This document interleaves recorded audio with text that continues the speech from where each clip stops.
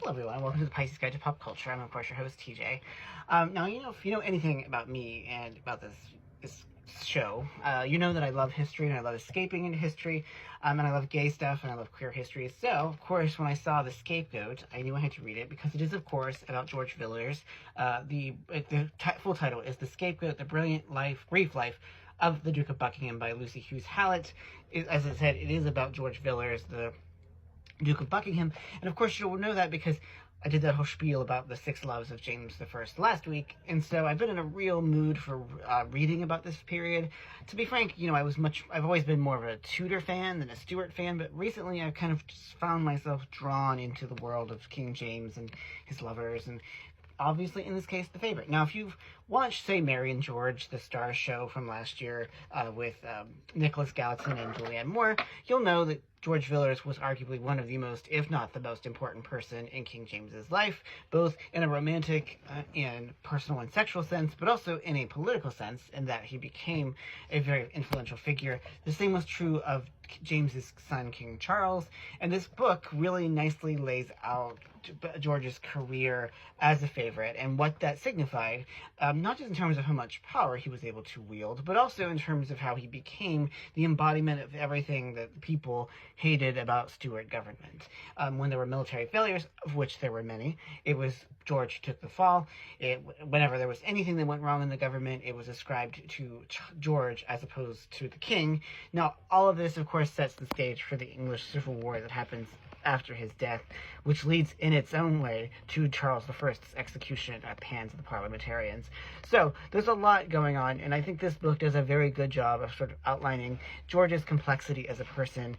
Obviously there are a few figures in British history, and certainly in the Stuart period, who were more controversial, both because of the not very subtle sexual relations he had with King James, but also, as I said, because of the amount of wealth he was able to accrue, the amount of art he was able to collect.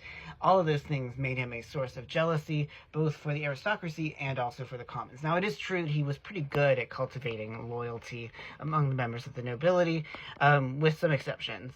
And he was also a pretty cunning to a point, but as Hughes Hallett points out, he was also incredibly stubborn, and so despite the fact that many of his military adventures, particularly those to go into both Spain and France, none of them ended up being successful, and despite the fact that that was the case, he kept trying because he just believed he was going to be a military success, even though that was abundantly not the case, in no small part because Parliament simply was not giving them enough money to be able to succeed.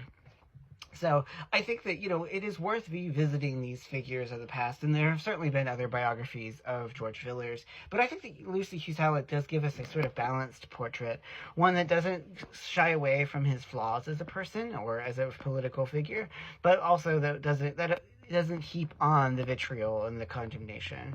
And what I particularly appreciate, that she does give us a lot of primary documents. I think that the mark of a good work of history is to some degree to let the sources speak for themselves, to let us hear what those who lived in the time had to say.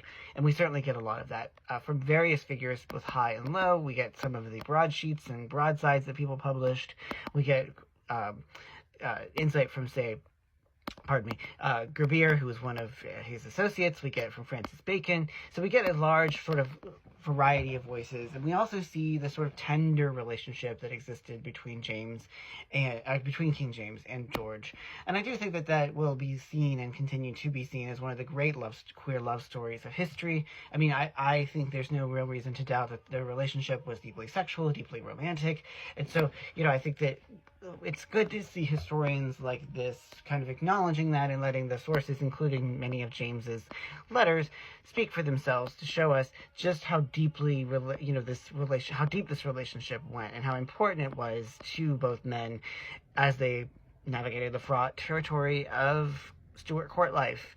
And I also think that aside from the George Villiers of it all, it's not a novel, the book does give us a lot of insight into Stuart's culture, Stuart's society, what's going on in the 17th century, which is a period that is full of ferment and change, and obviously the sort of pressures that are being brought to bear on the figure of the king, and in particular the attempts of the early Stuarts to enact a form of absolute royal royal, absolute royal rule, which was not going to cut it anymore when it came to the rowdiness of the House of Commons. So this is a really pivotal period, and I think that, you know, Hughes Howlett strikes a nice balance between giving us insight into George, but also the world that produced him, and how he was very much a man of his time, for better and for worse. So I love works of history. I love reading these biographies that give us so much to think about. It is a hefty book, but I think it's very much worth every single page.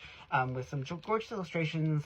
Again, Hughes Howlett is very accessible as a historian, and I think that her authorial voice is very much one of an educated, you know, royal watcher who, ancient, you know, past royal watcher who guides us through this very exciting and tumultuous period of English history. So anyway, it does get the Pisces Guide to Pop Culture seal of approval, so if you have a chance, go check out The Scapegoat. I got it out. I got my copy from our library, so it is pretty widely available. So do give it a read. I think that it's always important to support and read about these queer figures in history. So that's all I have for today. So as always, thanks so much for joining me here at the Pisces Guide to Pop Culture. I'm of course your host TJ. Take care, y'all.